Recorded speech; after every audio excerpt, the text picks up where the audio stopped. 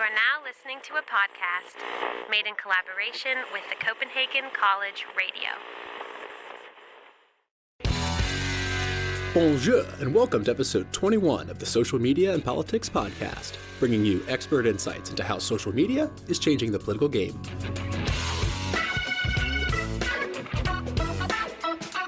I'm your host, Michael Becerra, political scientist at the University of Copenhagen. Make sure that you're subscribed on iTunes to catch all our latest episodes as they drop.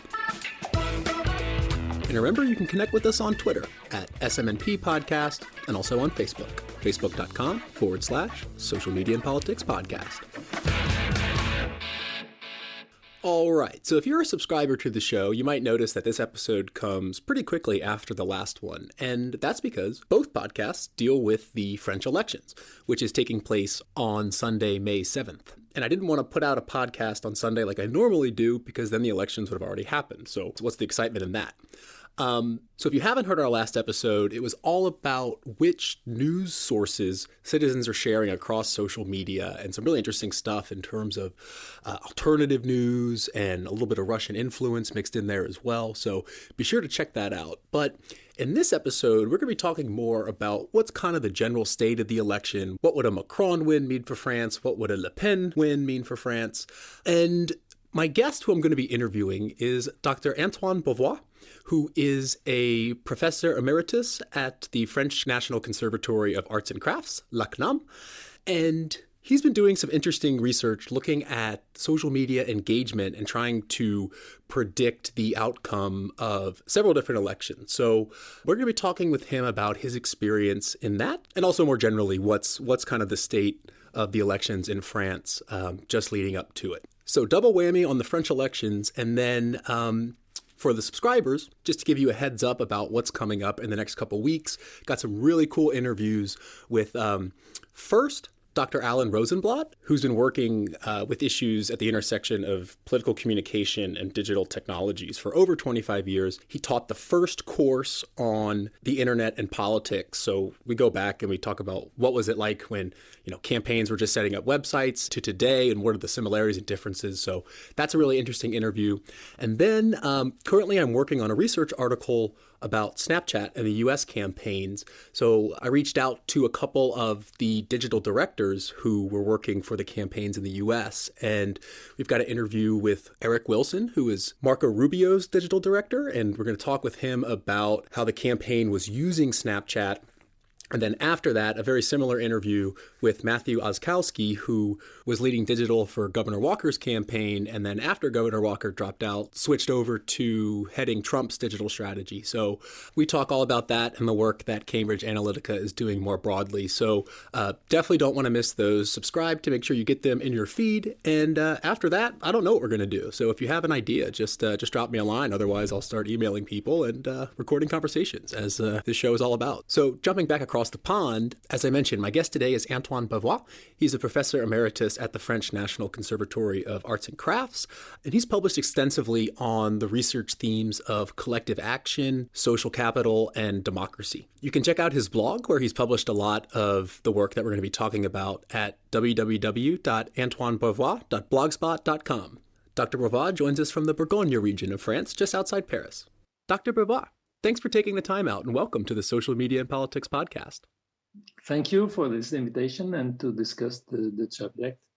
So not all of our listeners might be so familiar with French politics and the state of the election, although I think most people get that it's kind of a race between the mainstream Macron and the anti-establishment Le Pen. So I wanted to ask, in your view, what's this election all about? And as it's just around the corner, what are the predictions looking like at the moment? This election shows that the French political institution face a very high level of distrust. And the French political institution, parties, government bodies, etc., are no longer legitimate in the eyes of a big majority of the French population. Mm-hmm. And both Macron and Le Pen, they surf on this problem. Le Pen in a well-established anti-establishment way, but Macron takes also profit from the lack of confidence in the main left and right government parties. And Sarkozy and Hollande, the previous presidents, they have both failed in giving answers to the important economic and social problems. And the problem is that it is not alone the political institutions that face a high legitimacy deficit, but also the media, the education bodies, the trade unions, etc. According to the last PISA survey, the French education system is the education system that is the most affected by social inequalities. In France, the school, the education is supposed to be a pillar of the Republic. And so it failed a lot. And this, with the high level of unemployment, is an important failure for the French Republican institutions. So by the education system being unequal, is it that the kind of privileged have access to higher education and there's a margin there, or what do you mean? No, what I mean is the PISA survey, they asked the pupils 15 years old to fill in a questionnaire about the family backgrounds, and they compare in each country the way education successes is related to the social status. And the results of the survey showed in 2012, and it has not changed a lot, that France has the highest degree of social inequality at schools.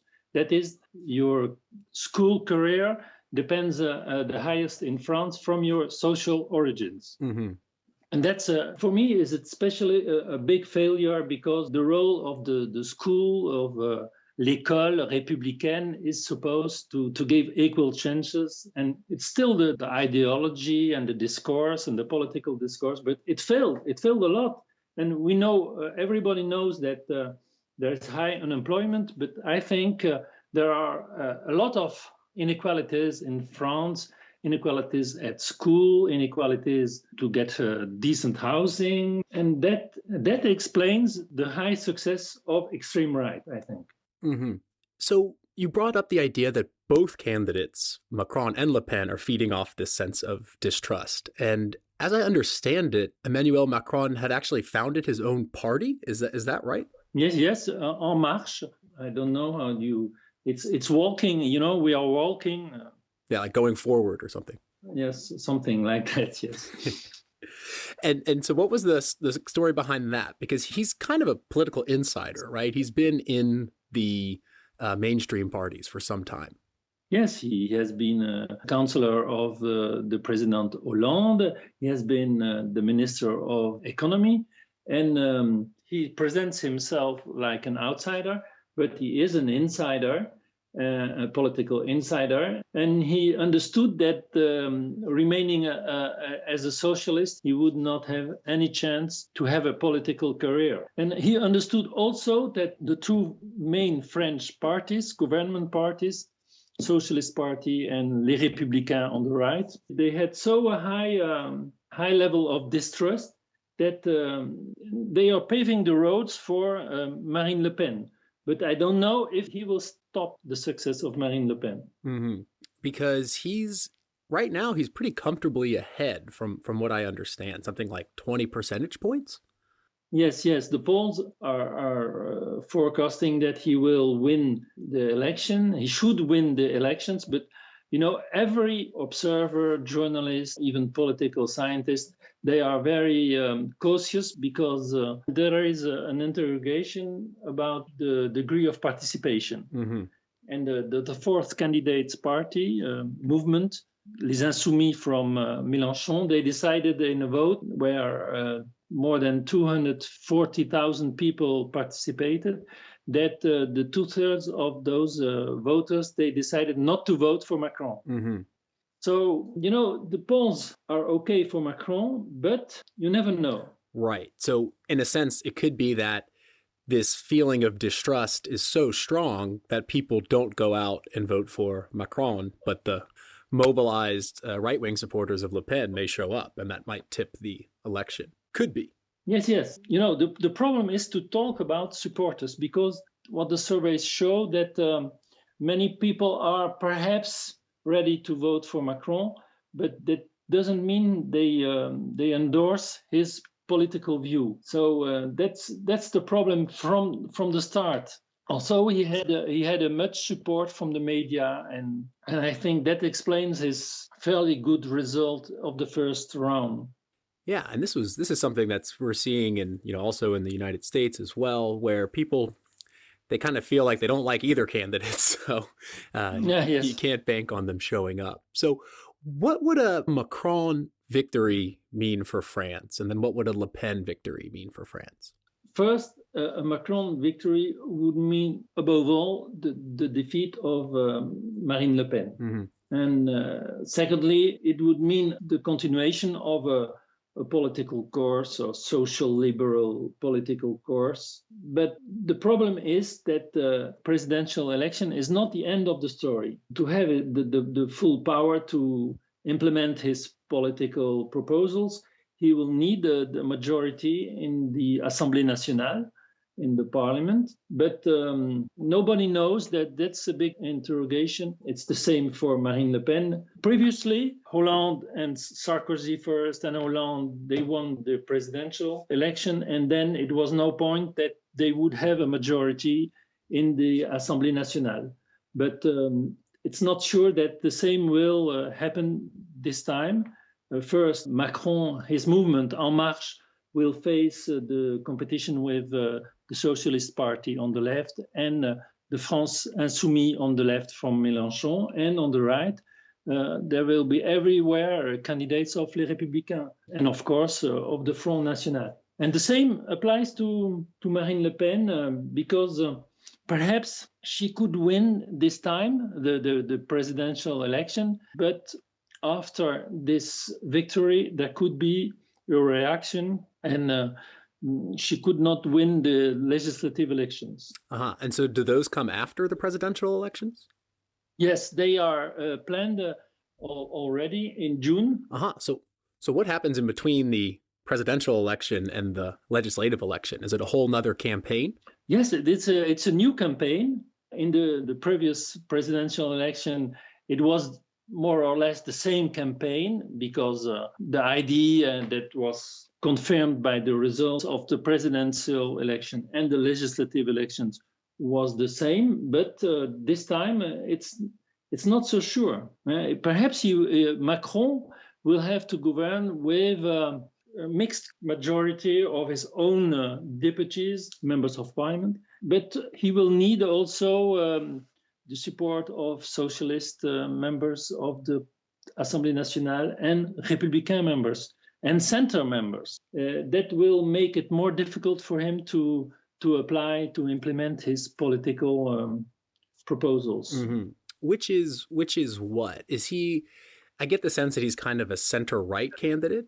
Is that where you would put him? Or does he not conform to the classic left-right distinction? What do you think? He pretends not to conform to this classic right left, but I think you're right. I think he's more right center than left center. Got it.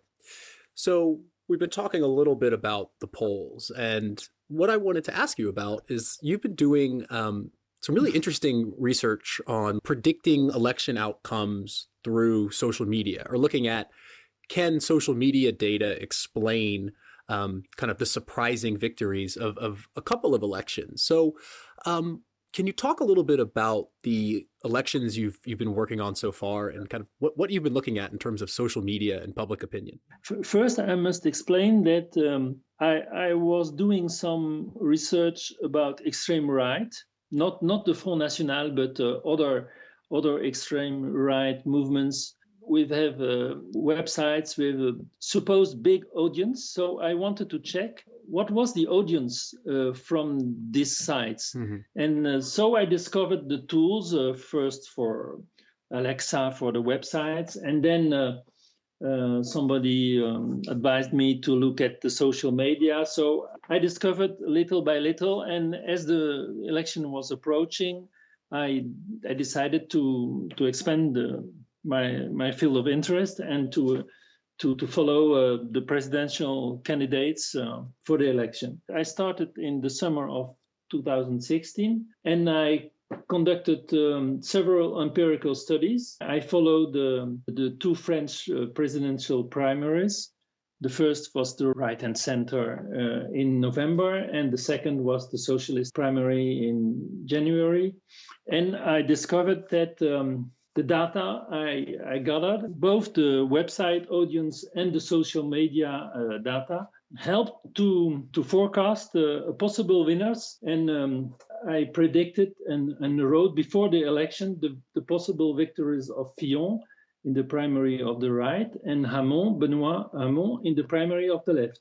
And also, I looked at the presidential election in Austria, and I found the same, that Alexander Van der Bellen could win because his engagement data and his website audience was higher than those of the extreme right candidate. Right. And I was reading a little bit of what you had written, and you approach communication on social media by measuring it in three ways, which are audience, engagement, and activity. Can you break those down for us? Yes.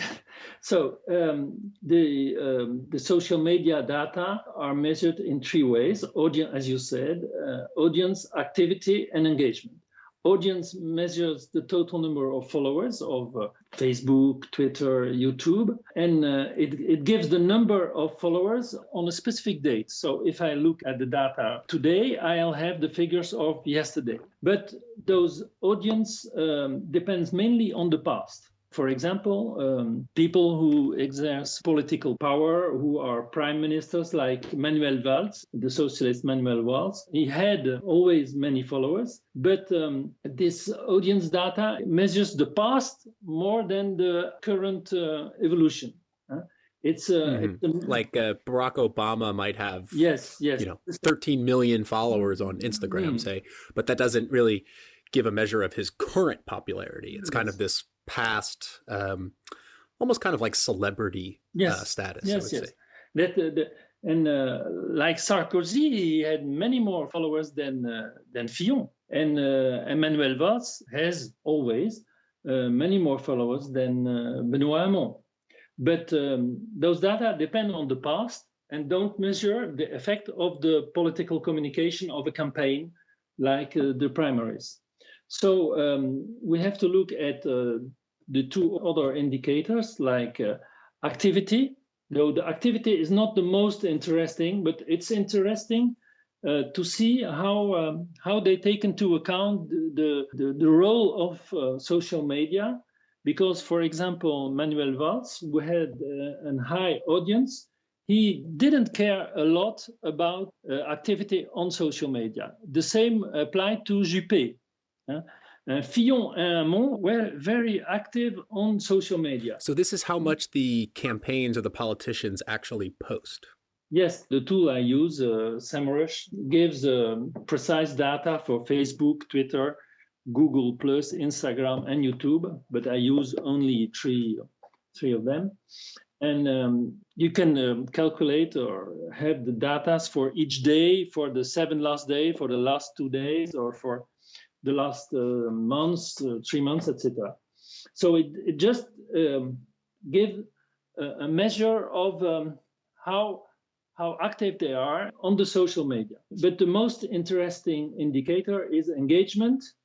When you post, you and me, it's the same, like a political candidate. When we post something, we have a share, we have likes, we have retweet, we have comments, and that gives the engagement data, and it's the engagement data who are the most interesting, because they measure the impact of a political communication campaign, of how they react to a video. Like Jean-Luc Mélenchon, he understood the importance of YouTube, but all the social media are not of the same importance. I think there's a lot of research and measuring and forecasting by Twitter, but I think the most important is Facebook, because in France, for example, half of the French connected to internet, they use daily Facebook. Right, and that's something also that in the field I'm working in, political communication, everyone's looking at Twitter because it's the easiest data to get. But you're right in that in France, there's actually not, I think something like less than 2% is actually posting every day on Twitter. Oh, I don't know the exact figures, but I thought it was a little bit more, but it was not so high as there are more than 20 million people posting each day on Facebook, and on Twitter it should be about 6 million, but I had to check these data. And when you look at these engagement rates, do you make a distinction, or does this SEMrush make a distinction between like the level of activity? Like, is a comment higher than a like, or is a share higher than a comment? No. Okay. No, they don't distinguish. But in the right primary, there was a high level of engagement for Sarkozy, but I did it sometimes. You can check, the reactions. There are likes, there are love, there are angry reactions, and so. And I checked from time to time for some periods and some candidates the levels of likes and love and angry. And there are some differences, but it's a lot of work. I'm working in my on my own. It's a very, very big work to follow all those data. Oh, believe me, you don't have to tell me. Yes. But so you take the kind of total number of all interactions for the engagement number, which is quite a I don't mean simple, but in a sort of pejorative sense, but it's a very kind of basic level of unit of analysis. Yes, yes. And you find that this is actually the most significant predictor of public opinion. And why do you think that is? Now, first, of course, it didn't predict the first round of the presidential election, but it worked pretty well for the two primaries and for the Austrian election. So that's how I thought I was able to find it a good indicator of the evolution of political opinion. And we must not forget that the polls, they had some failures also, some big failures. And in France, for example, they didn't predict the outcome of the primaries. They didn't even try for the socialist primary after their failure for the right primary. And when they predicted the first round of the presidential election, they were always very cautious in explaining that everything could happen. So they were sure not to make a mistake. Of course, altogether, they predicted quite well that Macron and Le Pen would be the two first. But on the other hand, I think it's very difficult to analyze, but I think it has played a big role in the final outcome of the first round. That the only candidate able to win against Marine Le Pen would be Macron. That's why the socialist candidate, he lost a lot of voices. And I suppose you don't listen to the French radio and television, but they are very, very parti pris, I don't know if you understand. No, my French is not up to par, unfortunately. Parti pris, that's an expression which means they are not neutral. They explain, and it still goes on. It's really astonishing to listen to radio and television because, of course, they all prefer Macron over Marine Le Pen, but it's presented in a way that I don't.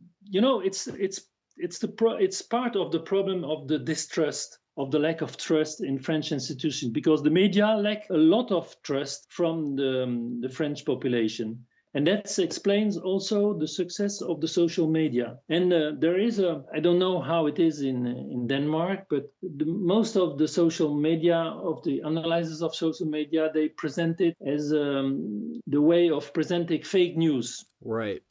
I think it's an error. Of course, there's a lot of fake news, but I think it was also present on the traditional media.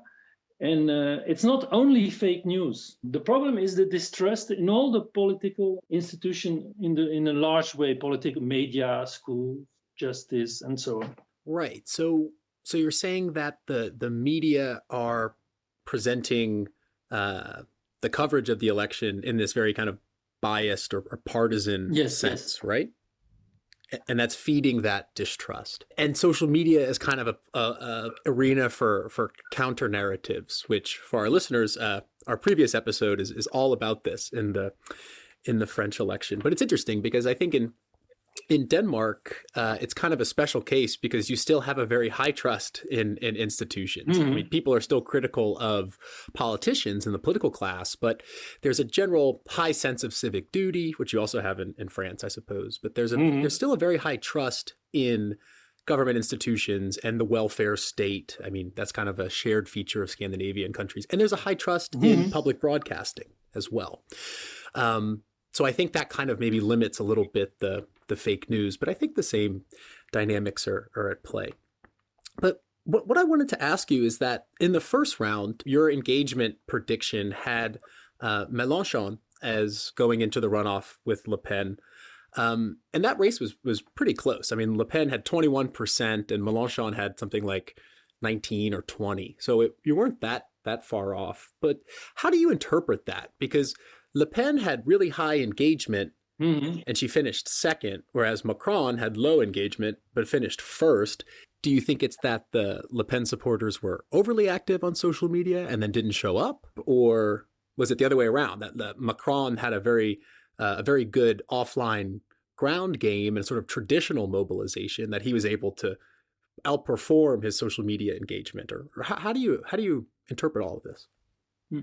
It's a difficult question. It's difficult to explain why this time the same data had, compared to the 3 case studies previously conducted, different signification.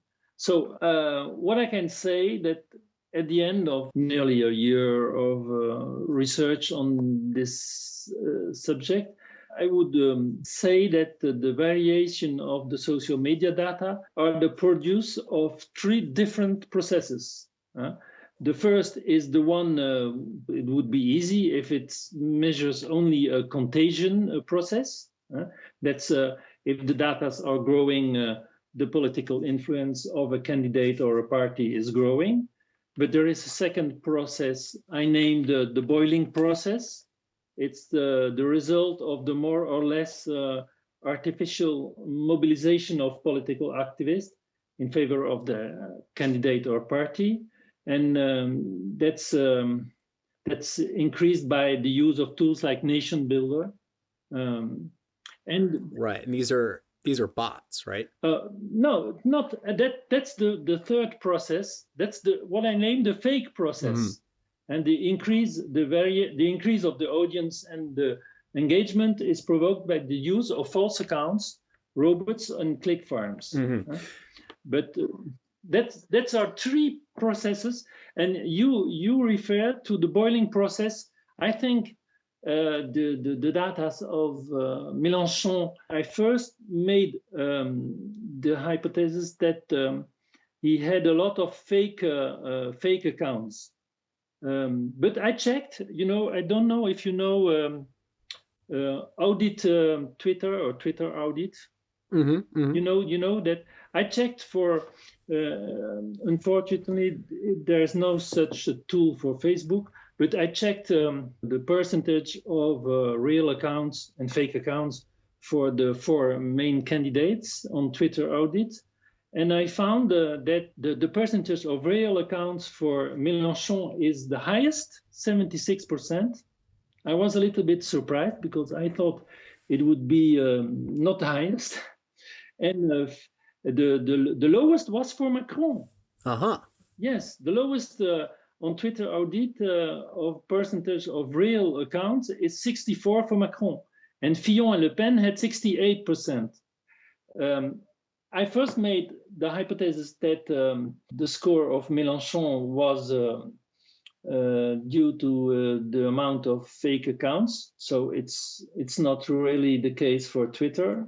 And so I think that more than it's a boiling process. It's the result of an active mobilization of his activists. But I wanted to thank you for your question on social capital, because let's get into that. I just want to comment that I think it's quite surprising that the Mélenchon with the highest degree of real accounts is only at 76%. Yes. Suggesting that 1/4 of the most real followers are fake. So pretty low numbers for fake accounts across the board, I would say. But yeah, because I wanted to ask you about social capital, because this is something that you've been working with in academia. And I think it's something that's really relevant for social media. So how do you think it fits in with social media? It fits in first because, I don't know if you know, but in French, we don't speak about social media or médias sociaux, but we speak about réseaux sociaux, social networks. Mm-hmm. And the concept, the notion of social network is much larger than social media. But nowadays, even if in academic literature, when you speak about social networks, it means social media. And social networks are the heart of the social capital notion. So I use the social capital in the way Robert Putnam defines it as social networks and the norms of reciprocity and truthworthiness that arise from them. It's a quotation. So social networks and norms, and certain norms of what he calls general reciprocity. Mm-hmm. And social capital enables collective action as it promotes social trust and reciprocity. But to come back to the question about the results and the different signification of the engagement data, I think the distinction, the social capital helps because suppose you know that Robert Putnam distinguished bonding and bridging social capital, mm-hmm. like Granovetter distinguished strong and weak ties. And I think the social capital of Macron is more a bridging social capital, a more weak ties. And the social capital for Mélenchon is more a bonding social capital and strong ties. And that's, I think that would be an hypothesis to explore, to understand what happened in this election. I think when I refer to a boiling process for Mélenchon, and it's more a contagion process for Macron, I think it's related to a more bonding social capital for Mélenchon, strong ties, not so much strong ties because they know each other and they interact closely with each other, but because they have a high degree of sharing values. That's the norms of reciprocity, the role of the state, and so on. On the other hand, I think the values of the followers of Macron are much more diversified. So, and it kind of relates, I think, to what you were talking about with the lack of trust in institutions among the French. So is it that social media is seen as a way to kind of build trust when the trust isn't there in the institutions? Yes, it's not a way to build trust, or it's a way to build trust, but it's not so much a way to build trust as to assemble those who share the same way of viewing the society. Mm-hmm. Sort of like a mobilization. Yes, who trust the same institutions, like trusting Europe, for example, the European Union, or trusting the same values as the market. I don't know if it creates trust, but it's sharing trust in the same values. Perhaps it plays in the both directions. Huh? Right, and that it makes me wonder about bots or these kind of automated programs, chat bots. I mean, how do you think they fit into this? Is it just that they're a kind of contagion element, that they're sort of a diffusers of propaganda or information or whatever? Or can a sort of chatbot that's programmed to interact with people, can it kind of take the place of humans in that kind of network? I don't know. I don't. I don't think so. But yeah, it's all speculative at this point. But your question made me remind, and I checked to find the exact quotation, that Putnam was a little bit. He wrote his book Bowling Alone in 2001 before the expansion of social media. But he wrote something I always remember. On the internet, no one knows you're a dog. Mm-hmm.